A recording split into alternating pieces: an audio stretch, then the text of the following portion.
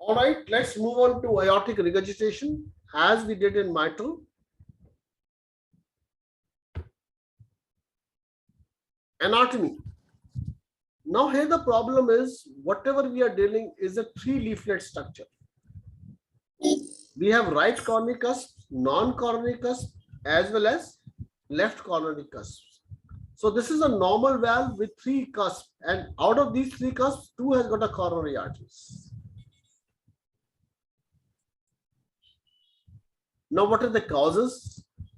Same as in like mitral regurgitation, we have acute aortic, chronic primary aortic, chronic AR due to aortic valve disease, aortic diseases, rather aorta diseases.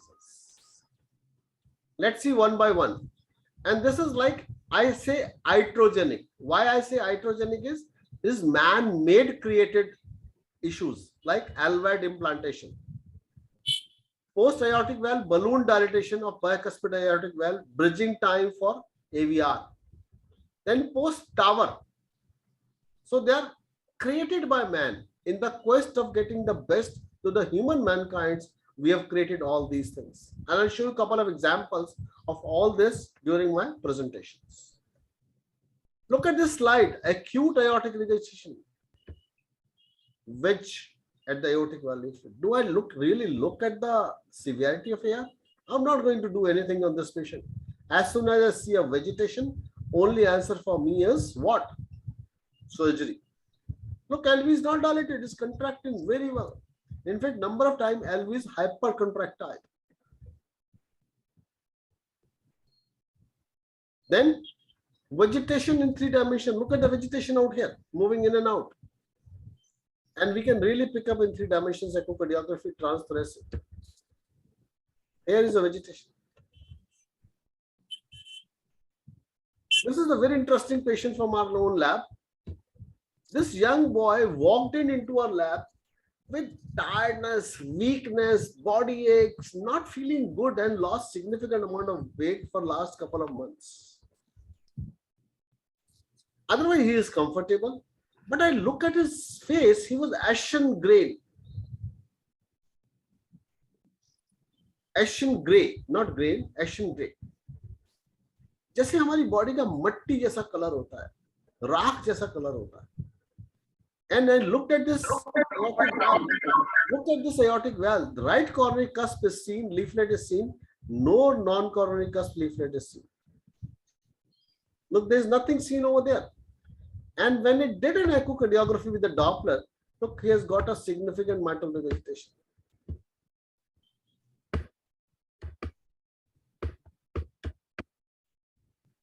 Here is significant AR. Let me go back. Now you can see a slide much better. Severe mitral aortic regurgitation along with mild mitral regurgitation.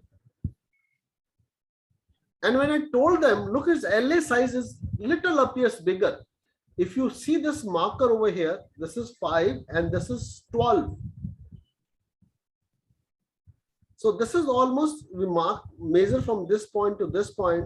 This is almost 6 to 7 centimeters in size. And this patient came out to be healed vegetation. The infective endocarditis has eaten away his non-coronary cusp. Now a classical examination again for aortic valve endocarditis. Now you can see a beautiful aortic valve endocarditis. We don't have to say anything. It's seen over there. And it will have a severe aortic regurgitation. Dissection of aorta. God has not given us 2 aortic valves. When you happen to see your 2 aortic valve in plaques window, always think dissection of aorta. There is a dissection flap over here. This is an image again from our own lab. It is not. So we can see aortic valve and he said dissection of aorta. Now this is zoomed up, another view. Now aorta is huge dilated and here is a dissection. And patient has got a severe aortic regurgitation.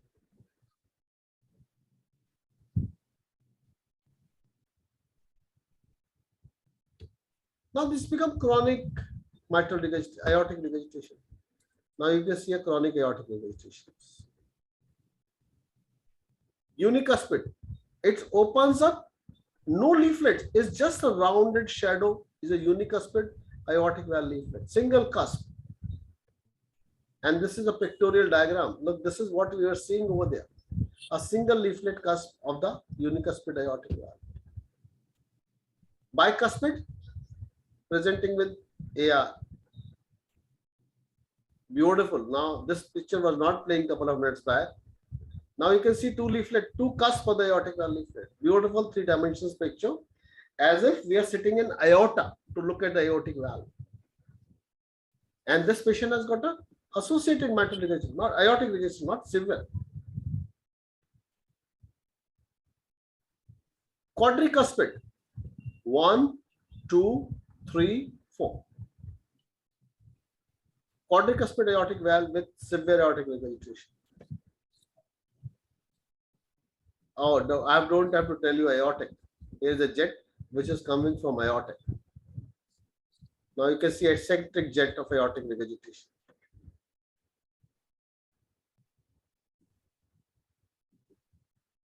Now aortic root dilatations giving rise to aortic regurgitation. VSD with AR. Here is the VSD, here is the AR. This is doubly committed VSD, which is always associated with AR, and this is paramembranous VSD with AR. So it's almost a doubly committed VSD, and these patients always need a surgical corrections. These are man-made. Look at this LVOT sitting over here in LV apex. This is the metallic thing which sucks blood and delivers to distal aorta and giving rise to aortic regurgitation. This is tower. Despite tower, the patient has got a aortic regurgitation. So it is primary and secondary, as was there in mitral regurgitation, degenerative, inflammatory, infection, trauma, tissue disruptions, iatrogenic and congenital. And secondary is chamber remodelings. Hemodynamics, same as MR, acute, unadopted LV. Chronic, volume overload, increased stroke volume to begin with, dilatations, and then dysfunction leading to decreased cardiac output as well as LV functions.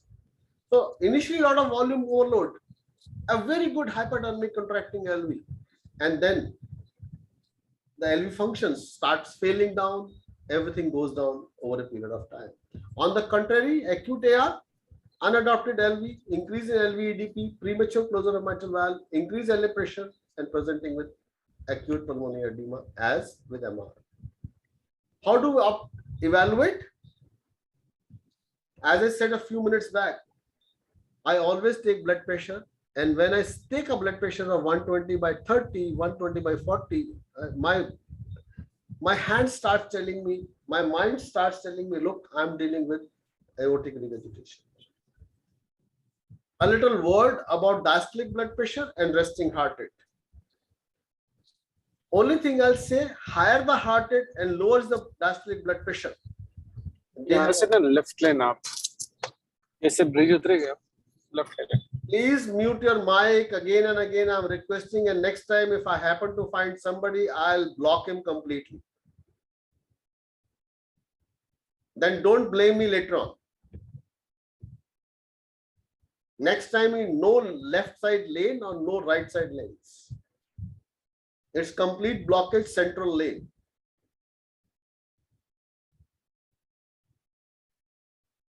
Higher the heart rate, lower the diastolic blood pressure.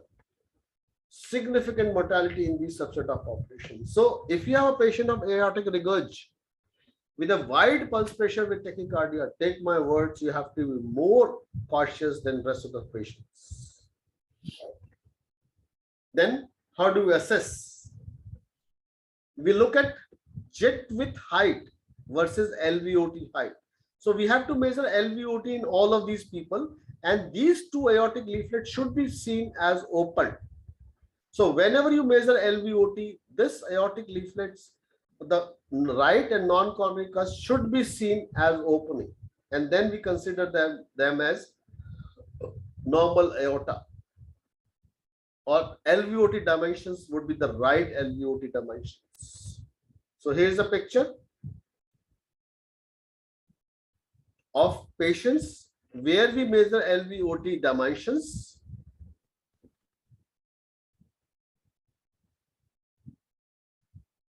Versus jet with height at LVOT. So once I measure the LVOT dimension is 1.7, then I'll freeze this image and measure my LVOT jet with height. This is jet with height during early diastole. So LVOT from here to here, hinge point, and this is jet with height from this point to this point. And you can do the same thing in both the same frames. On one side, you can have two-dimensional image. On other side, you can have image with colors. So on one side, you can measure the LVOT dimensions. On other side, you can measure the jet with height. And if we take this jet with height versus LVOT ratio, more than 65% or 60 is considered as severe. And this parameter has been devised by one of our own senior colleague, Dr. Naveen C. Nanda, back in USA in early 80s, and is found to be still holds true and is a very good parameters for looking for aortic regurgitations. Very simple, LVOT height versus jet with height or AR with height, 60. Next, as we saw vena contracta in Amar, we'll see a vena contracta in AR also. We measured the jet with height at the level of LVOT. Leaflets would be before LVOT in aortic towards aorta. So we'll see an opening of those two leaflets. I can go back in my previous picture. So if this is LVOT height is over here, jet with height is over here. The vena contracta seen between these two leaflets, this is known as vena contracta. So one is vena contracta over here, here is jet with height. And we measure this vena contracta, and if the vena contracta is more than 0.7 centimeter, we considered as severe aortic regurgitations. But mind my word, if it's a chronic, it has to have an LV dilatation. Third parameter is pressure half time. So what we do, we go to 5-chamber view, look at the deceleration slope of the AR jet. Here is a deceleration slope of AR jet, and less than 200 is considered as severe aortic regurgitation. Last, but the most important thing, what we used to see clinically in our day-to-day practice in aortic regurgitation, we used to take these people, raise their hands, and used to see collapsing pulse. What was that collapsing pulse? It was as if the blood is rushing back into the LV during early diastole. And this is what we see, a regurgitant flow across descending aorta. If this regurgitant flow is holodiastolic means if this is a forward flow in this descending aorta and the flow is all regurgitant seen during diastole, this is known as holodiastolic regurgitant of flow. We trace this with planimetry, more than 22 centimeter of planimetry, and end diastolic velocity of more than 22 is considered as severe aortic regurgitation. And if you happen to see the same thing in descending abdominal aorta, we see our descending aorta with a holodiastolic flow, we becomes more convinced that we are dealing with severe aortic regurgitation. If you take them together, dilated LV, dense AR signals, increased forward flow velocity, AR jet with height oblique LVOT height ratio of more than 60, then pressure half time less than 200, vena contracta more than 6 millimeter, I say 7, and holodiastolic reversal of flow in descending aorta with a velocity of more than 22 centimeter is considered as severe in aortic regurgitation. So this is what is most important thing in these population of people who are having a severe aortic regurgitation.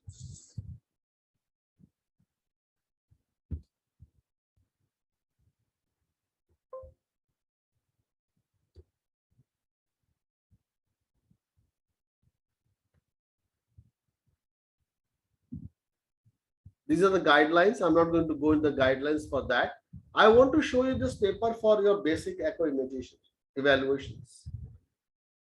What this paper was, the 20 patients who were diagnosed as severe aortic regurgitation, they were sent to 20 specialists all over the world.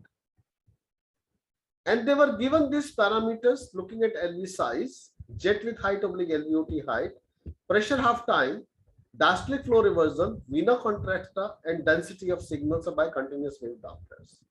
And they were told, like amongst these 6 parameters, which were the best parameter to evaluate for aortic regurgitation.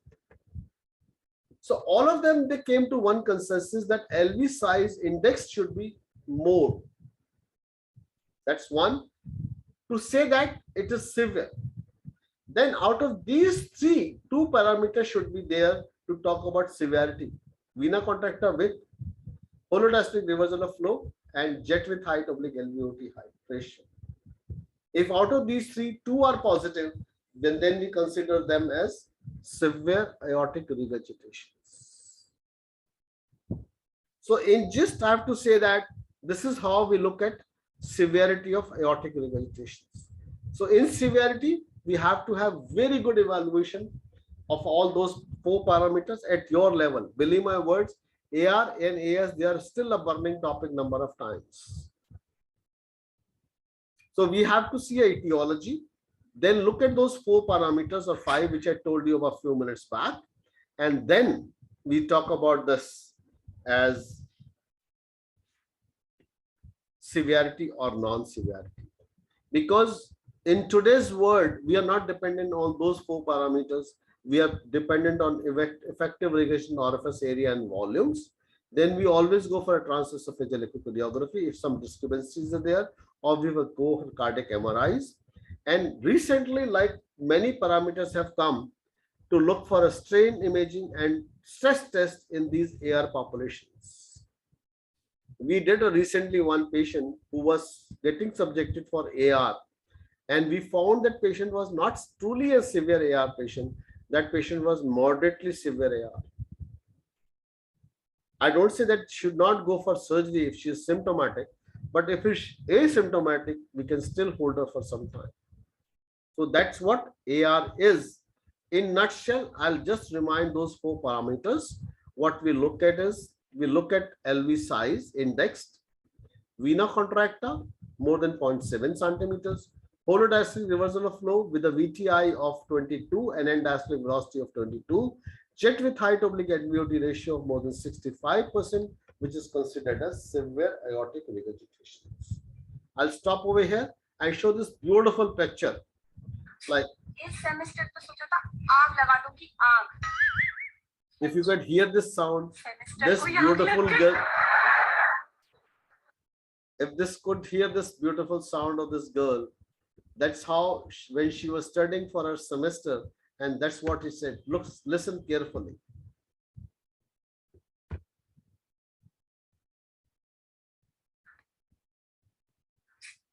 Semester पे सोचा था आग लगा दूंगी आग semester को आग लग गई. So I'll stop over here and then take up questions one by one from all of you along with the attendance so that we can finish up this topic today over here.